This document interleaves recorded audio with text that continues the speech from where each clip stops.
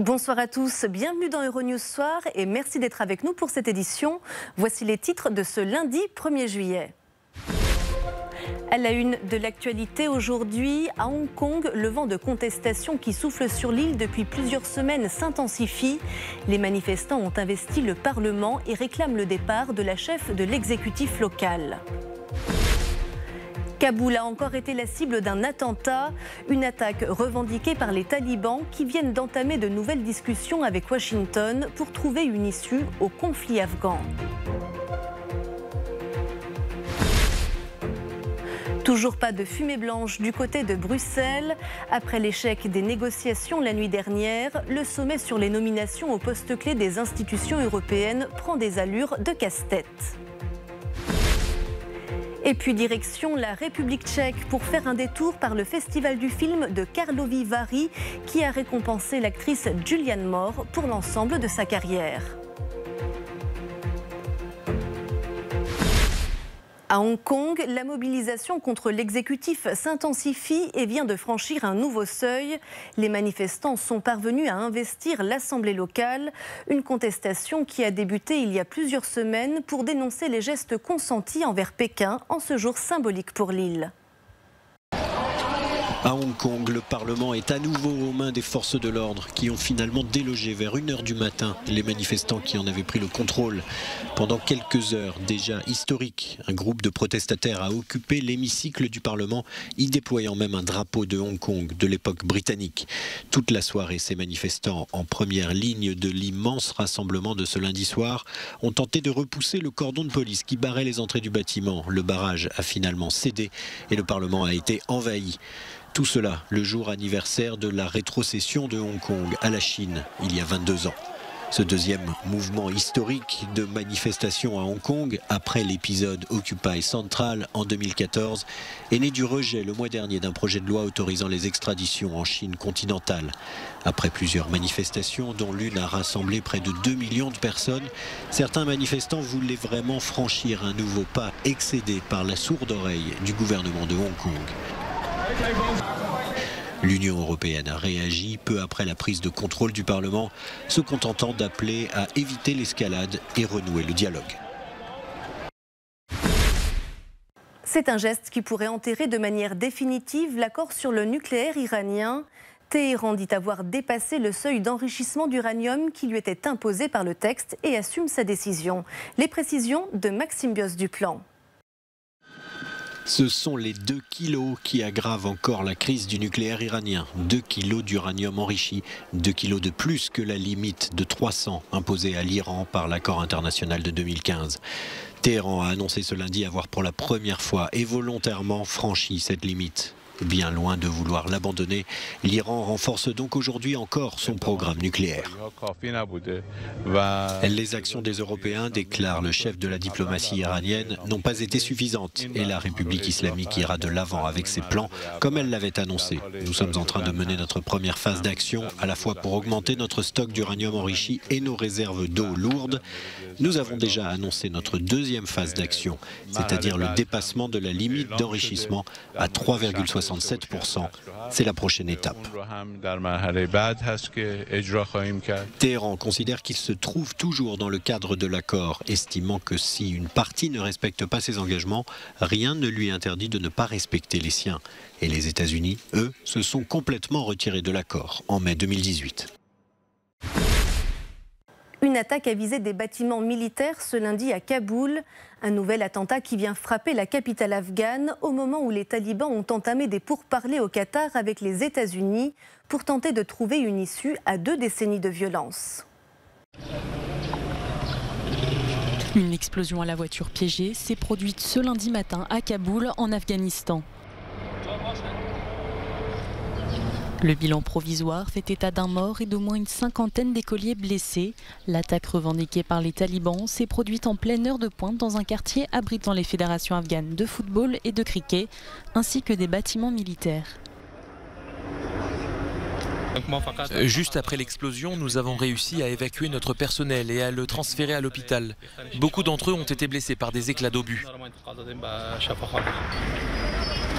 L'attaque vise un centre logistique et d'ingénierie de la Défense. Un grand nombre d'assaillants ont ensuite pénétré dans le bâtiment. La zone a été bouclée par les forces spéciales de police qui sont parvenues à libérer les personnes prises au piège. Cette nouvelle attaque intervient alors que des discussions de paix sont en cours depuis samedi à Doha entre talibans et représentants américains. La reprise des pourparlers dans la capitale du Qatar avait déjà coïncidé avec une attaque lancée par les talibans et qui avait alors coûté la vie à au moins 25 membres de milices pro-gouvernementales. Le Japon avait mis un terme à la chasse à la baleine pendant près de 30 ans, mais l'archipel nippon a décidé de renouer avec cette pratique qui fait partie de sa culture, mais qui divise au sein de la communauté internationale. Le Japon a relancé la chasse commerciale à la baleine, une tradition ancestrale que beaucoup ici voulaient voir reprendre plus de 30 ans après son interruption. Le Japon en effet a quitté la Commission baleinière internationale et son moratoire il y a 6 mois et s'est ainsi unilatéralement autorisé à reprendre la pêche. 2 baleiniers ces dernières heures sont ainsi partis pêcher au large d'Hokkaido et sont ensuite rentrés au port avec leur prise sous les acclamations. Alors que nous reprenons la chasse à la baleine commerciale, nous allons également faire des recherches. Grâce à cela, si nous trouvons qu'il est possible de chasser plus de ressources, nous aimerions que le quota soit augmenté en conséquence. S'il s'avère que le nombre d'autres baleines plus grandes ou plus petites est suffisant, nous aimerions pouvoir les chasser elles aussi. Un quota de fait a été mis en place par le ministère japonais de l'Agriculture. Le maximum de prise est fixé à 227 d'ici la fin de l'année. Le sujet est extrêmement sensible pour l'Union européenne, dont l'accord commercial avec le Japon ne fait référence qu'au dialogue et aux efforts conjoints des 2 parties sur les questions environnementales. La reprise de la chasse dans les eaux japonaises suscite en tout cas la colère de plusieurs groupes écologistes, comme ici à Londres ce dimanche.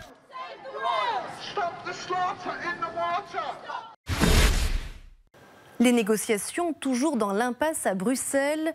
Les dirigeants des 28 n'ont pas encore résolu le casse-tête des postes clés au sein des institutions européennes et les discussions ne reprendront pas avant demain. Olivier Peggy.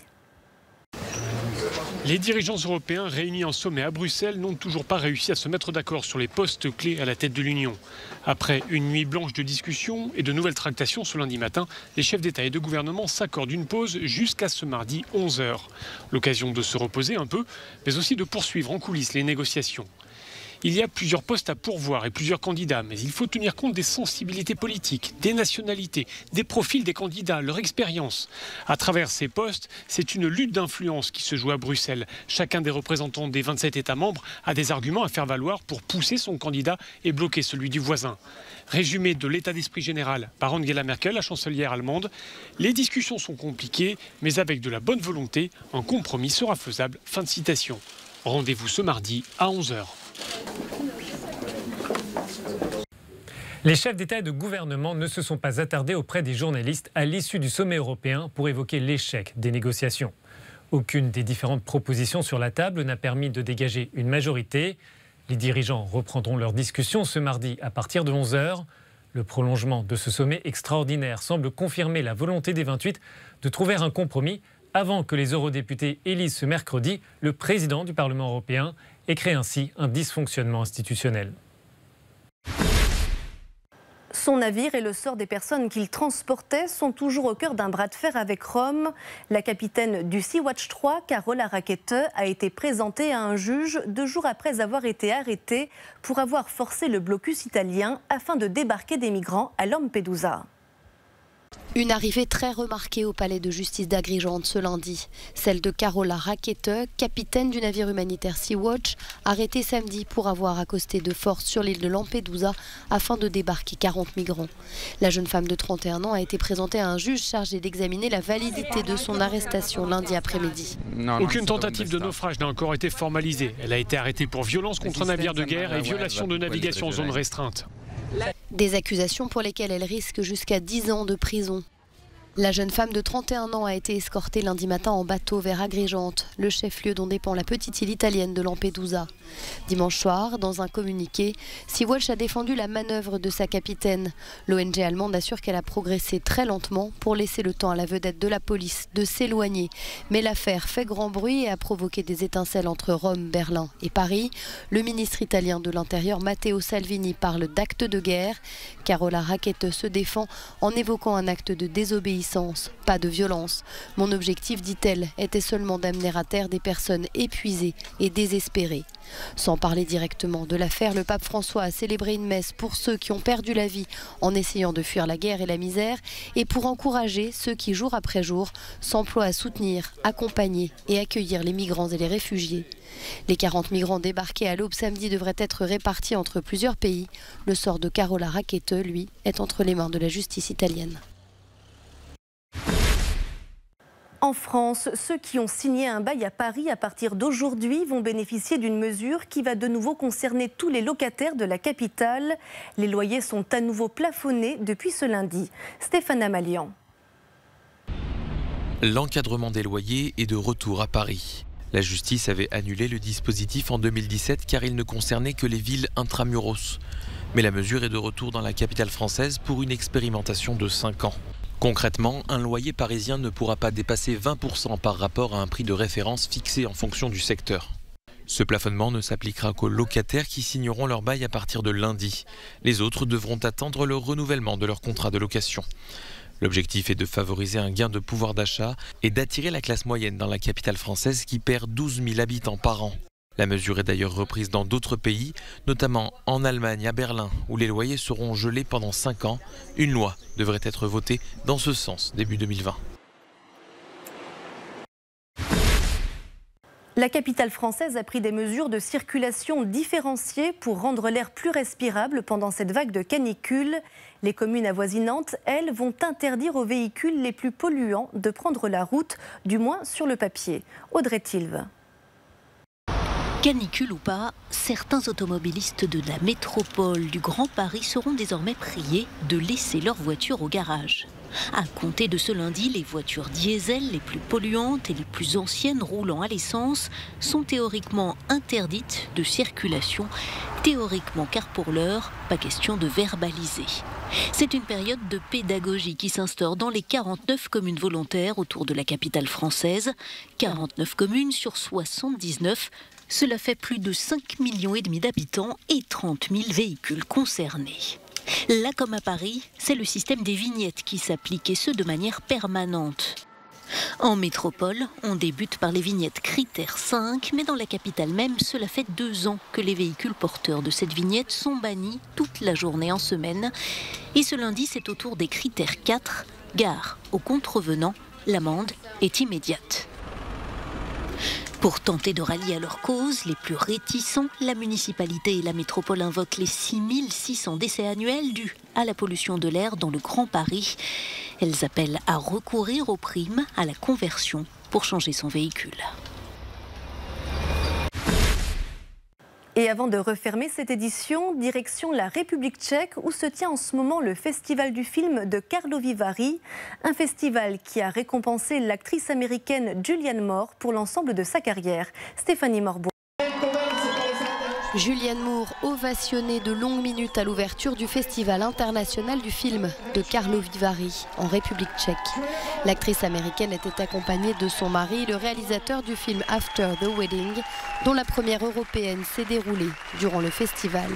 L'actrice a reçu un globe de cristal pour sa contribution exceptionnelle au cinéma mondial. Ce qui est génial quand on est acteur et dans le cinéma, c'est que tout est possible et tout est sûr dans un sens. Parce que ce gigantesque terrain de jeu imaginaire où l'on peut dire « et si cela arrivait ?» Faisons semblant que cela arrive et nous faisons semblant. Donc oui, j'aime ça.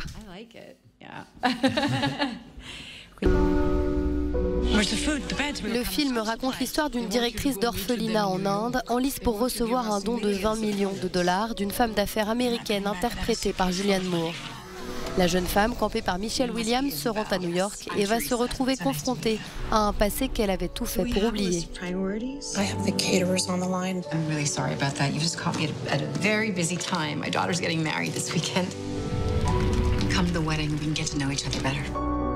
Bart Frödlich, époux de Julianne Moore et réalisateur du film, évoque cette collaboration particulière. Comme un couple qui refait le monde. Et elle a une grande écoute pour pouvoir dialoguer. Nous avons pu nous asseoir à la maison, dans la cuisine, faire la queue quelque part et discuter de la meilleure façon d'aborder le sujet. Donc pour moi, c'était une super collaboration parce que j'avais accès à mon actrice tout le temps. After the Wedding est inspiré d'un film dano-suédois de 2006. Il sortira en août aux États-Unis et à partir de septembre en Europe. What are you doing here? This is strange to see Oscar again. He's a good-looking man now, but back then, it must have really been something. C'est la fin de ce journal préparé par l'équipe francophone. Merci à vous de l'avoir suivi. Vous pouvez retrouver toute l'actualité sur notre site et sur les réseaux sociaux. Très belle soirée à tous.